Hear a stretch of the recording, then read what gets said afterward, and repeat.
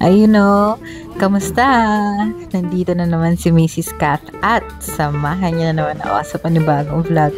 Sa video natin ngayong araw ay samahan niyo lang kami sa aming simpleng selebrasyon ng mga birthday. Ang dami kasi nag-birthday sa amin ngayong mga nakaraang ng January at February. Ayun. So, kinumpile na namin para pinagsama-sama na namin yung celebration. Tsaka medyo busy din kasi sa mga trabaho, sa school, at kung ano-ano pa. So, ayun, kumain lang kami dito sa Pancake House sa may BGC. Dito na kami nag-breakfast. Kaka-out lang ng sister-in-law ko galing sa trabaho. So, nagkita-kita na lang kami dito at sobrang busog. Solid. Ang sarap ng kain namin dito.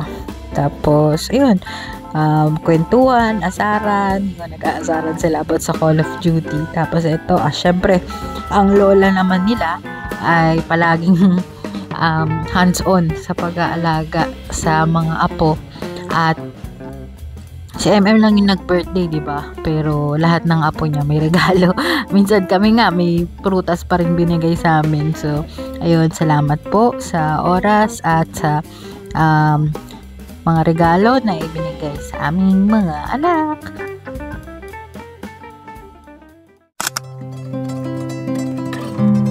Pagkatapos noon ay dumiretso kami dito sa bahay na nila nanay para naman mag-celebrate ng birthday ng mga pamangkin ko. Yung isa kong pamangkin, birthday niya February 29, may March 1, may March ang dami talaga ng may birthday. Kaya ayun, sabi ko, hindi naman kami talaga makakapunta palagi, diba? So, ayun, sabi ko, sige, pagsama-samahin natin. May mga nag-celebrate din ng February. So, ayan, ang napakasarap na spaghetti ng aking ate. Syempre, pag ganitong birthday, di mawawala ang sound trip, karaoke, yan. So, ayun. At itong cake, pinagsama-sama na namin yung mga pangalan nila sa cake para, yun, solid.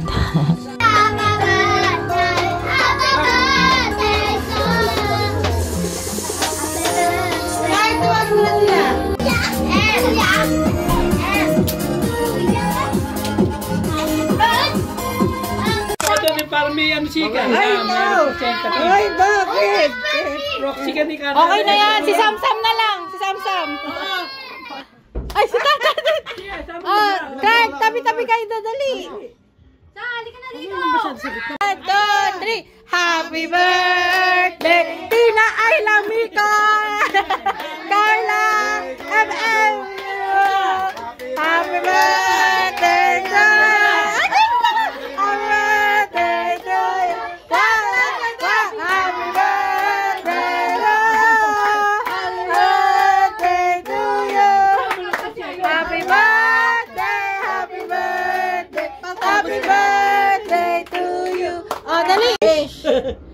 okay na? 1, 2, 3, blow!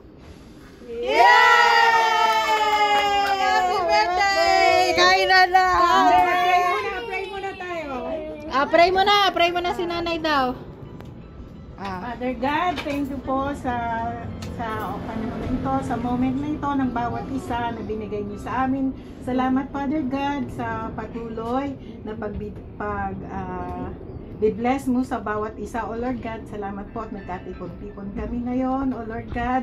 At nawa po, Lord God, sa bawat isa na may kaarawan, na may patuloy mo po silang bigyan ng kalakasan at kagalingan sa mga nararamdaman nilang sakit, O Lord God. Salamat po at naway i-bless niyo po yung aming food at sa mga nag-prepare nito at sa mga nagbigay, O Lord God. Naway patuloy niyo po silang bigyan ng blessing sa bawat isa, O Lord God. Salamat, Lord God. At pinupuri ka namin at pinasasalamatan. In Jesus' name we pray. Amen and amen. Amen!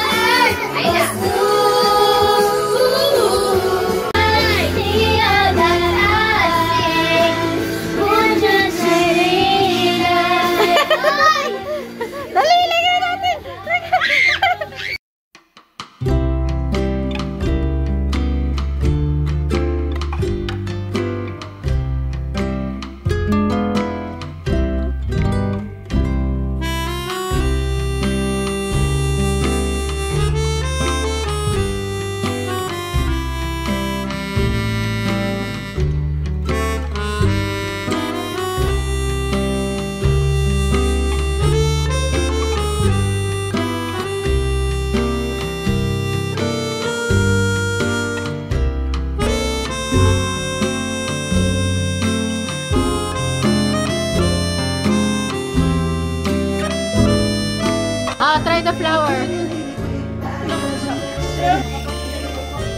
Pogi ko dyan, oh. Hey! Huwag pag magpupro. Wow! Hi guys! Welcome to my vlog! Pag magbibideo ko mag-isa na ako ganyan. Ano, parang gusto mo na mag-flip ngayon? Ayaw mo na mag-iPhone na? Hindi, iPhone pa rin ako. Oh, down! Down! Thank you. Good. Thank you.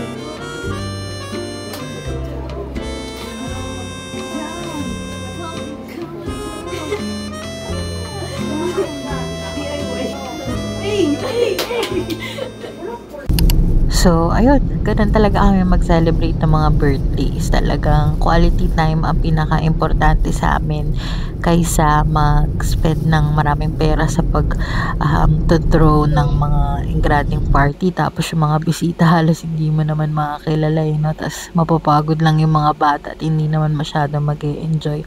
Pero to pagod pa rin sila, pero masayang pagod.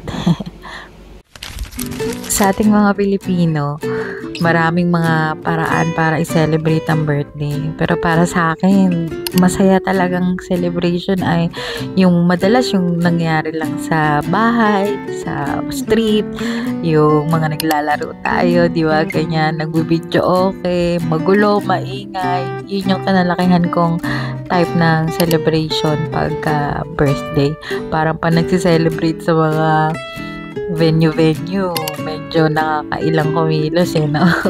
Tapos hindi mo kontrolado. Tapos minsan, pag medyo may kaya ka sa buhay, magse-celebrate ka ng birthday sa school, yan. Magpapahanda ka sa mga classmates mo, tapos may mga dalang Jollibee o McDo.